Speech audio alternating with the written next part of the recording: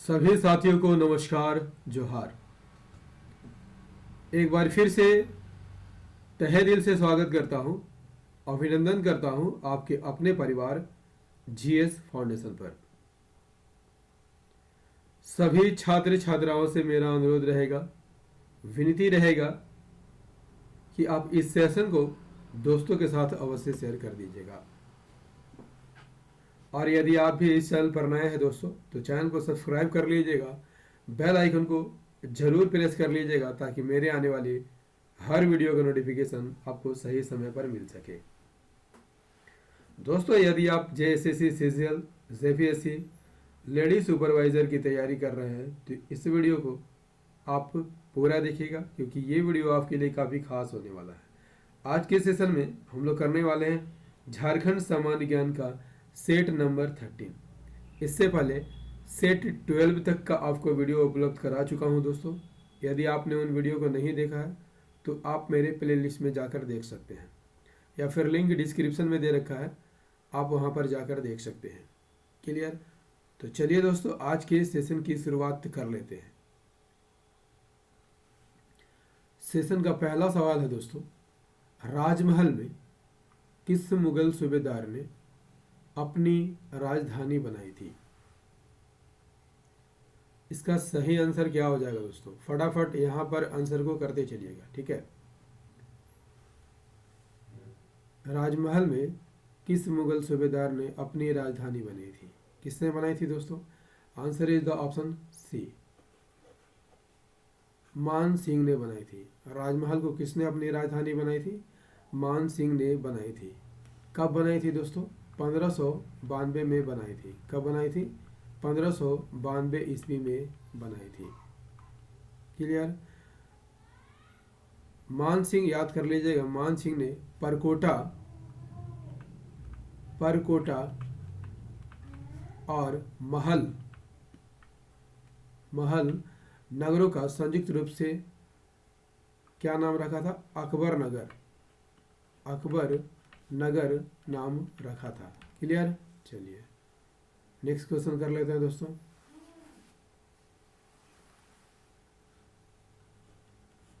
खेरवार आंदोलन कब प्रारंभ हुआ था? खेरवार आंदोलन कब प्रारंभ हुआ था? आंसर कीजिएगा फटाफट दोस्तों। यहाँ बहुत कम समय में हम लोग यहाँ 25 प्रश्नों को करने जा रहे हैं दोस्तों, विथ फुल एक्सप्लेनेशन। तो फटाफट को आंसर को करते चलिएगा, ठीक है। खेरवार आंदोलन कब प्रारंभ हुआ था?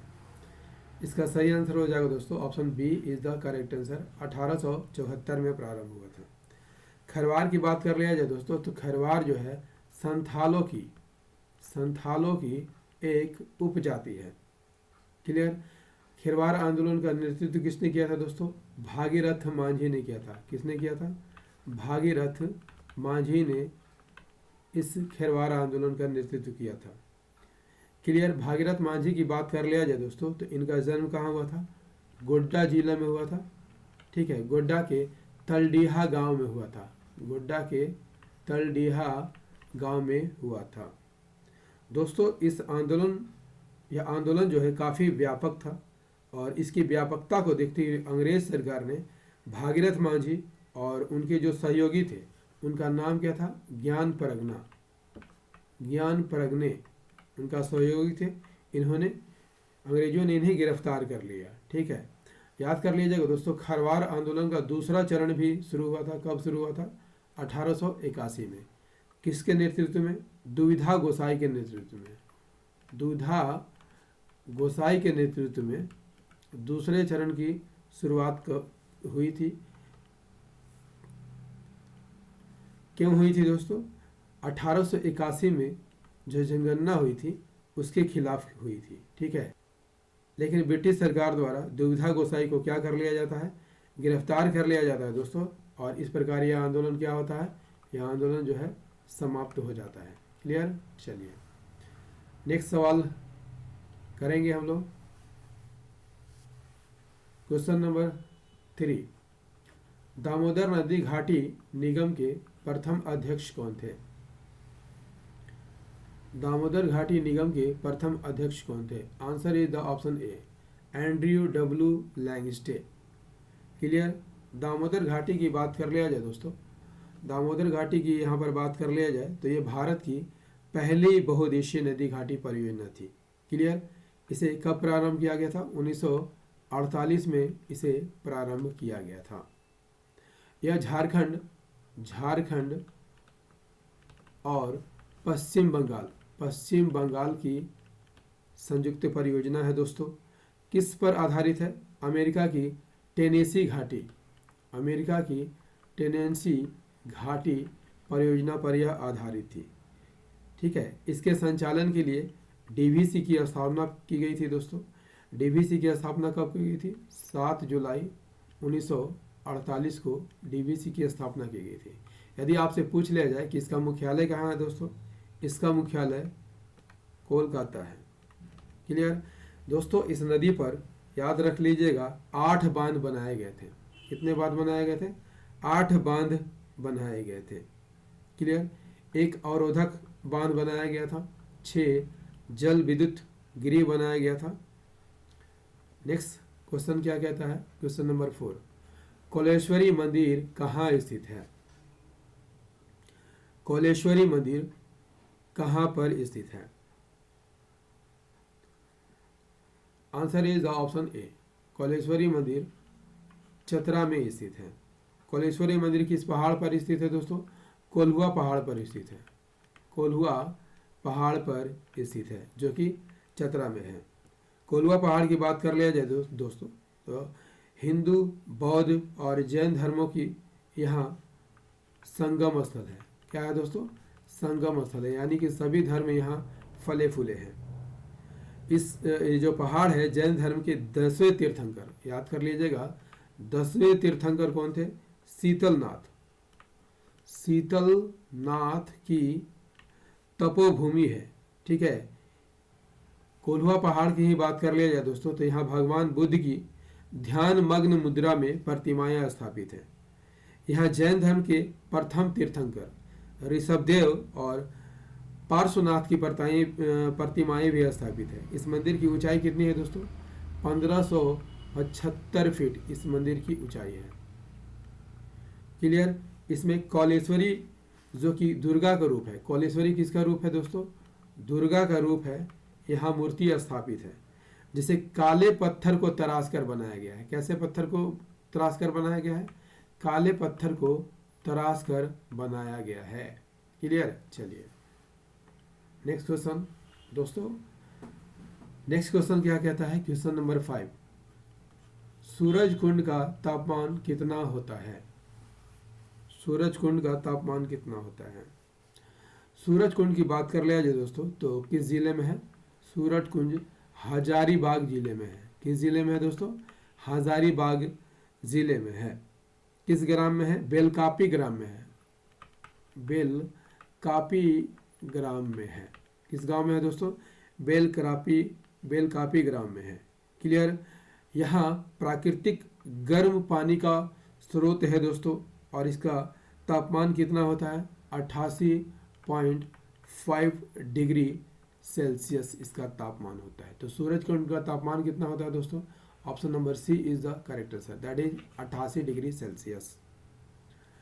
नेक्स्ट क्वेश्चन, क्वेश्चन नंबर 6 क्या कहता है दोस्तों? गंगा नदी झारखंड के किस जिले में बहती है? गंगा नदी झारखंड के किस जिले में बहती है? Answer is the option A is the correct answer, Sahebganj से होकर बहती है। दोस्तों गंगा नदी झारखंड का एकमात्र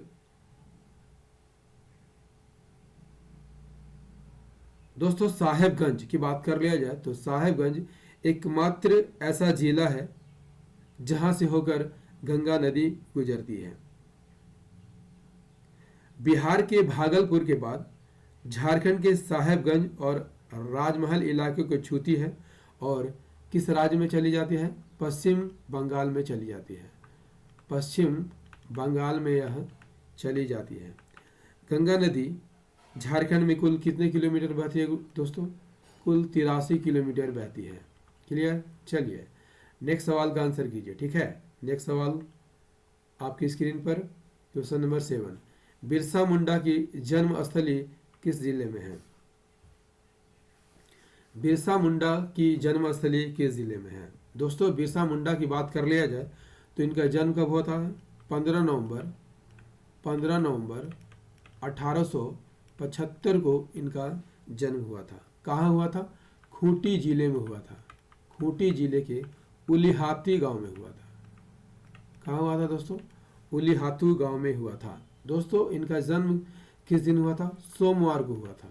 याद कर लीजिएगा, ये भी फैक्ट इंपॉर्टेंट है।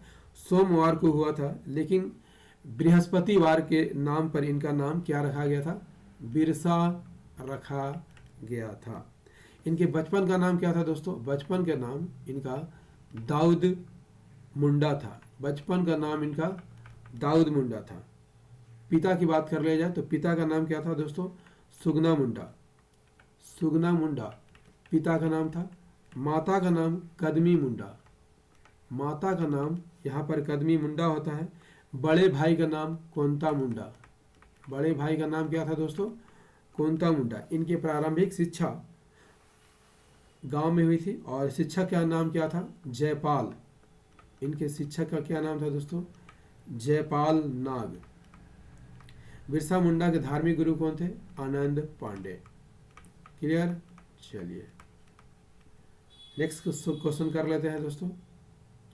अगला सवाल है question number 8। MGM medical college कहाँ पर स्थित है? एमजीएम मेडिकल कॉलेज कहाँ स्थित है? Answer is the option A is the correct answer. Jamshedpur में स्थित है। एमजीएम की स्थापना कब हुई थी दोस्तों? एमजीएम की स्थापना कब हुई थी?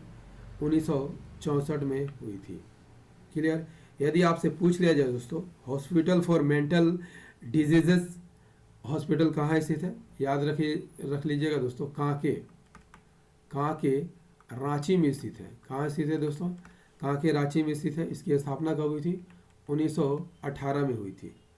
रांची आयुर्विज्ञान संस्थान यानी रिम्स की स्थापना कब हुई थी दोस्तों? 1960 में हुई थी। क्लियर? पाटलिपुत्र मेडिकल कॉलेज कहाँ पर है? यदि आपसे पूछ लिया जाए दोस्तों पाटलिपुत्र मेडिकल कॉलेज कहाँ पर है? धनबाद में है। धनबाद में है। इसकी स्थापना कब हुई थी? 1974 में। क्लियर? ये सभी फैक्ट परीक्षा में पूछे जाते हैं दोस्तों, तो एक कलम कॉपी लीजिएगा और जरूर नोट कर लीजिएगा। Question number 9। मैथन जल विद्युत केंद्र किस जिले में है? मैथन जल विद्युत केंद्र किस जिले में है?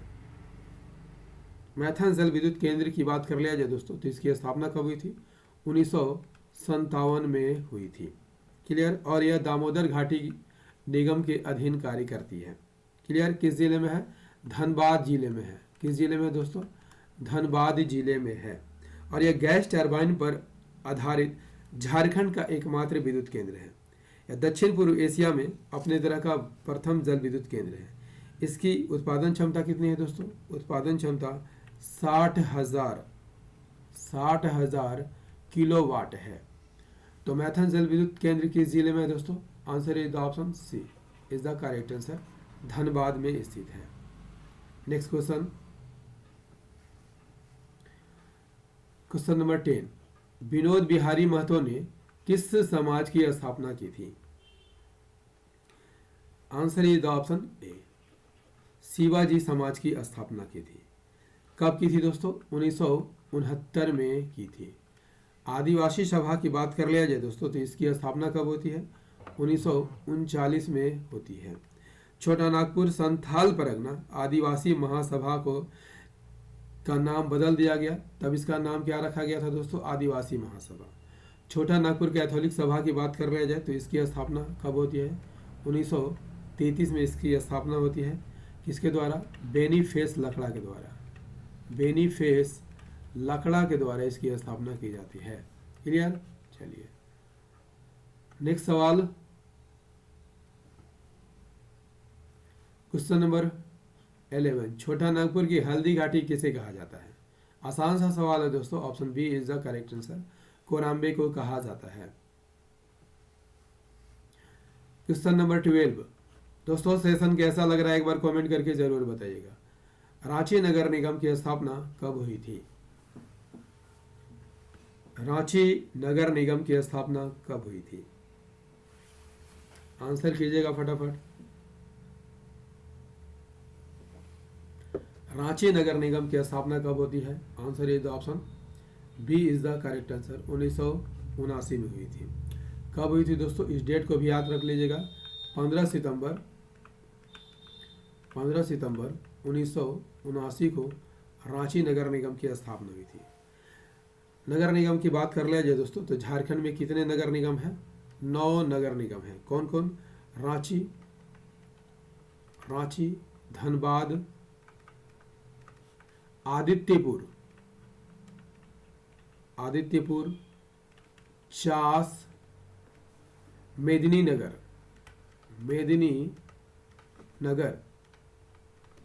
हजारीबाग, मानगो और गिरिडीह।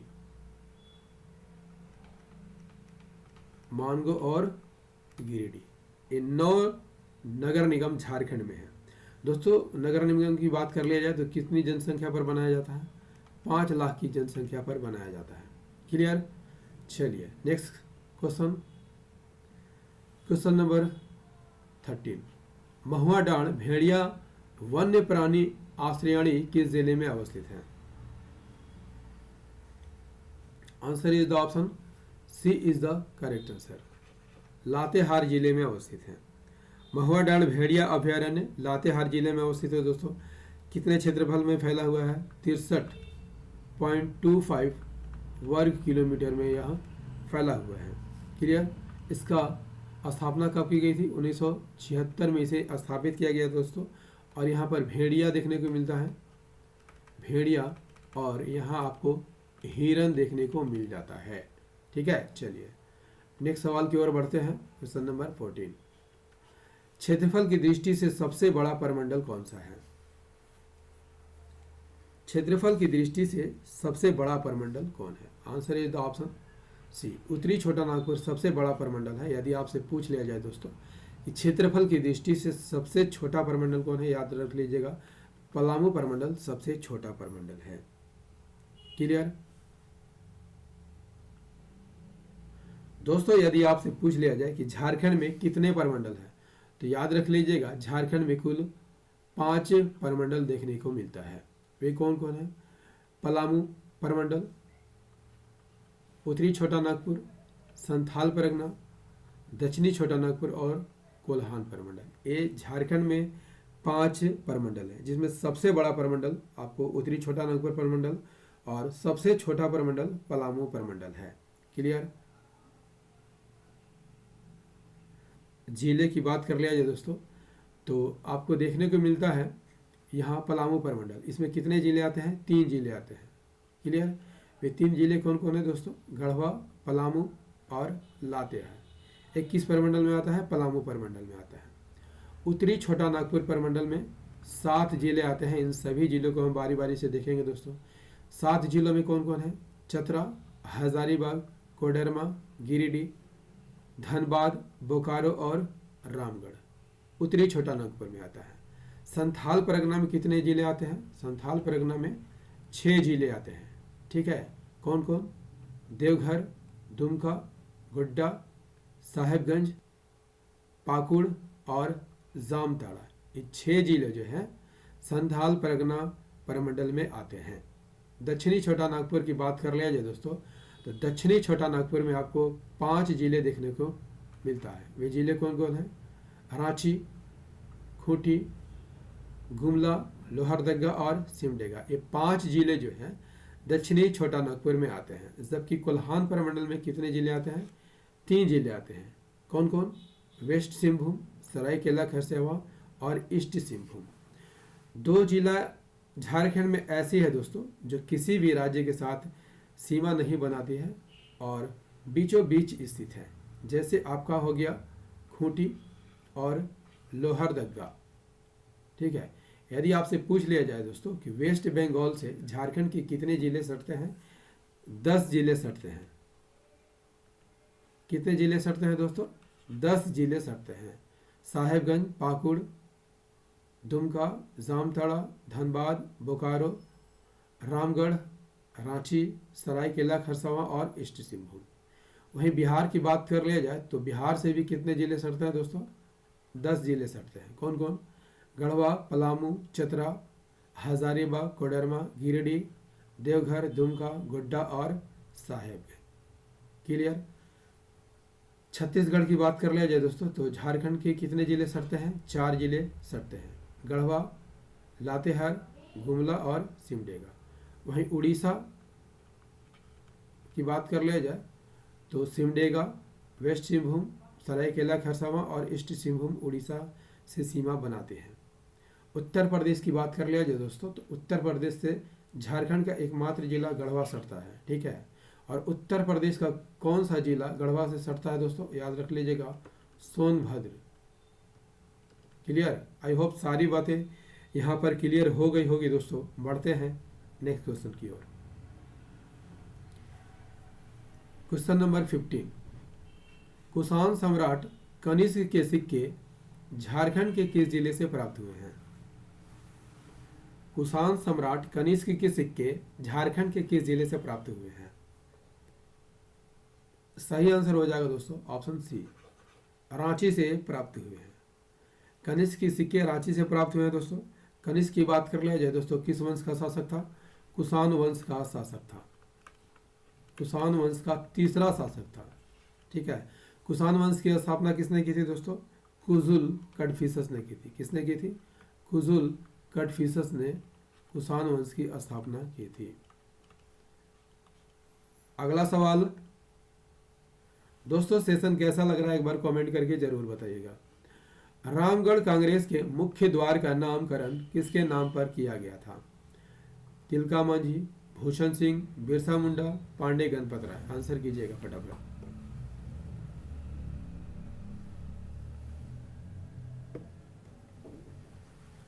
रामगढ़ कांग्रेस के मुख्य द्वार का नामकरण किसके नाम पर किया गया था? Answer is the option C is the correct answer, Birsa Munda के नाम पर किया गया था।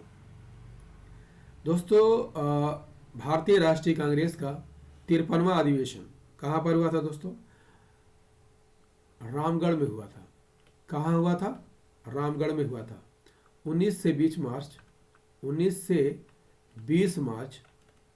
1940 में इसका आयोजन किया गया था। क्लियर? और यह झारखंड में होने वाला कांग्रेस का एकमात्र अधिवेशन था। इस बात को भी आप याद कर लीजिएगा। इसकी अध्यक्षता किसने की थी दोस्तों? मौलाना अबुल कलाम आजाद ने की थी। दोस्तों, यह अधिवेशन जहां पर हो रहा था वहां के मुख्य द्वार का नाम किसके नाम पर रखा गया था? बिरसा मुंडा के नाम पर रखा गया था। यदि अब से पूछ लिया जाए दोस्तों कि सभा स्थल का नाम किसके नाम पर रखा गया था, तो याद कर लीजिएगा दोस्तों, मौलाना मजहरुल हक के नाम पर इस सभा स्थल का नाम क्या रखा गया था? मजहर नगर रखा गया था। क्लियर? स्वागत समिति के अध्यक्ष कौन थे दोस्तों? डॉक्टर राजेंद्र प्रसाद थे। इन्होंने स्वागत भाषण दिया था दोस्तों, और इसका अनुमोदन किसने किया था? जेबी कृपलानी ने किया था। नेक्स्ट क्वेश्चन,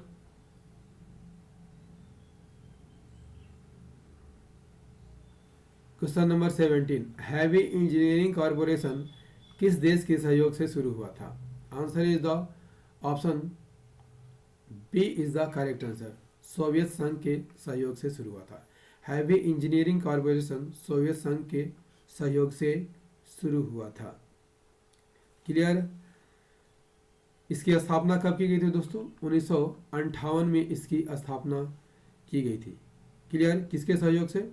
सोवियत रूस और चेकोस्लोवाकिया, याद कर लीजिएगा, चेकोस्लोवाकिया के सहयोग से इसकी स्थापना की गई थी। कहाँ पर की गई थी? हाटिया में की गई थी। क्लियर? किस एक्ट के तहत की गई थी दोस्तों? कंपनी अधिनियम 1956 के तहत इसकी स्थापना की गई थी। पंडित जवाहरलाल नेहरू ने 15 नवंबर 1963 को, याद कर लीजिएगा, 15 नवंबर 1963 को इसे राष्ट्र को समर्पित किया था। और इस संयंत्र में उत्पादन कब प्रारंभ हुआ था? 1964 से इस संयंत्र में उत्पादन प्रारंभ हो गया था। ठीक है, चलिए अगले सवाल का आंसर कीजिए। क्वेश्चन नंबर 18, पहला नागवंशी राजा कौन था? पहला नागवंशी राजा कौन था? सही आंसर हो जाएगा ऑप्शन बी, फनी मुकुट राय। दोस्तों नागवंश की बात कर रहे हैं जय दोस्ती, इसकी स्थापना किसने की थी? फनी मुकुट राय ने की थी। कब की थी? 64 ईस्वी में की थी। कब की थी दोस्तों? 64 ईस्वी में की थी। फनी मुकुट राय को आदि पुरुष के नाम से भी जाना जाता है। इस फैक्ट को आप याद कर लीजिएगा। इन्होंने अपनी राजधानी कहाँ बनाई थी? सुतियाम्बे में बनाई थी। कहाँ बनाई थी दोस्तों? इसने अपनी राजधानी जो है सुतियाम्बे में बनाई थी और यहीं पर एक सूर्य मंदिर का निर्माण कराया था। यहीं पर इन्होंने सूर्य मंदिर का निर्माण कराया था। इनका राज्य 66 परगनों में विभक्त था। ठीक है, चलिए अगले सवाल का आंसर कीजिए। अगला सवाल है दोस्तों क्वेश्चन नंबर 19, धूमकोड़िया निम्नलिखित में से किससे संबंधित है? धूमकोड़िया किससे संबंधित है दोस्तों? आंसर इज द ऑप्शन ए, उरांव जनजाति से संबंधित है। उरांव की बात कर लिया जाए दोस्तों तो झारखंड की दूसरी सबसे बड़ी जनजाति है। कितना प्रतिशत है झारखंड में? 18.14%। और इसका सर्वाधिक संकेंद्रण जो है दोस्तों दक्षिणी छोटा नागपुर में है और पलामू प्रमंडल में है। और झारखंड में 90% जो उरांव है यही आपको देखने को मिलता है। इसके अतिरिक्त झारखंड में कहाँ कहाँ उरांव जनजाति मिलते हैं दोस्तों? संथाल परगना, उत्तरा छोटा नागपुर, कोल्हान प्रमंडल में। क्लियर? इनकी भाषा द्रविड़ प्रकार की है। ठीक है, चलिए next question, question number 20, Jharkhand आंदोलन का जन्मदाता किसे माना जाता है? झारखंड आंदोलन का जन्मदाता किसे माना जाता है? Answer is the option A is the correct answer, J Bartholomew को माना जाता है। जे बार्थोलोमेन की बात कर ले जाए दोस्तों तो ढाका में जो विद्यार्थी परिषद था उससे संबंधित थे और एक शाखा रांची में थी, एक शाखा रांची में थी जिसका संचालन कौन कर रहे थे? जे बार्थोलोमेन कर रहे थे। क्लियर? इन्हें झारखंड आंदोलन का जनक माना जाता है। इन्होंने 1912 में क्रिश्चियन स्टूडेंट ऑर्गेनाइजेशन की स्थापना की थी। बाद में इसी क्रिश्चियन स्टूडेंट ऑर्गेनाइजेशन का नाम बदल दिया जाता है दोस्तों और क्या कर दिया जाता है? छोटा नागपुर उन्नति समाज कर दिया जाता है। पॉल दयाल ठेबले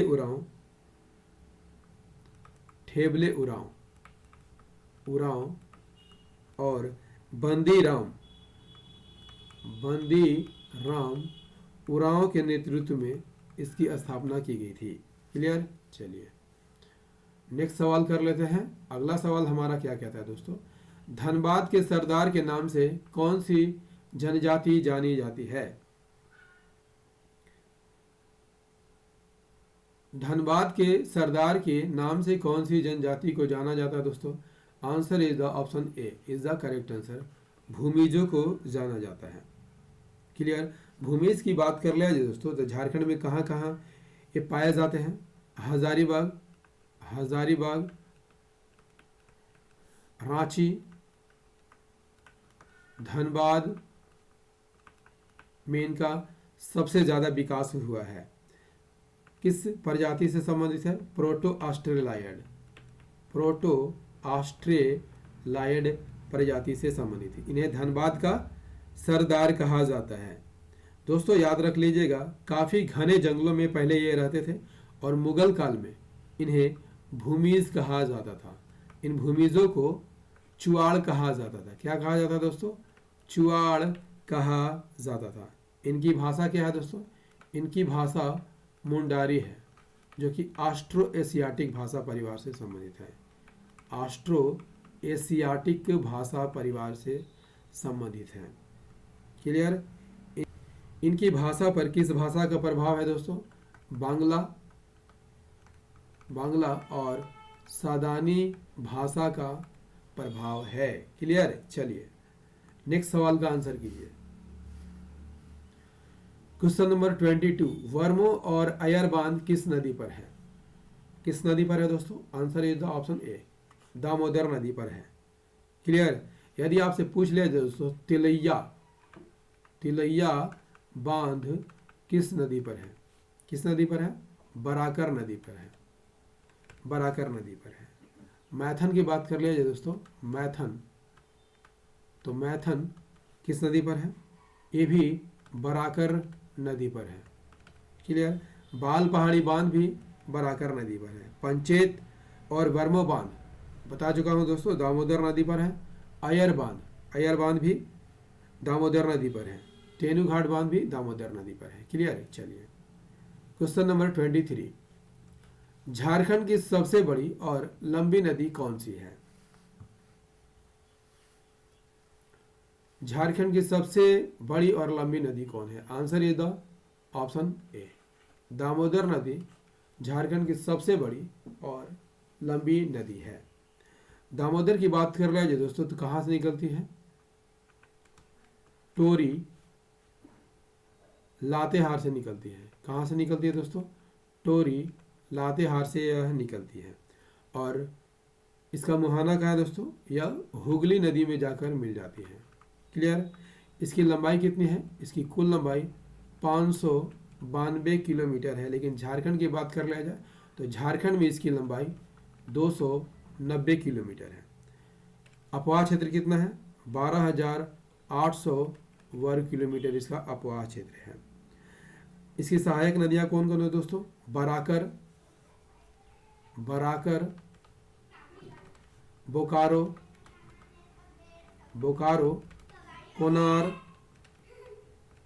कोनार, जमुनिया,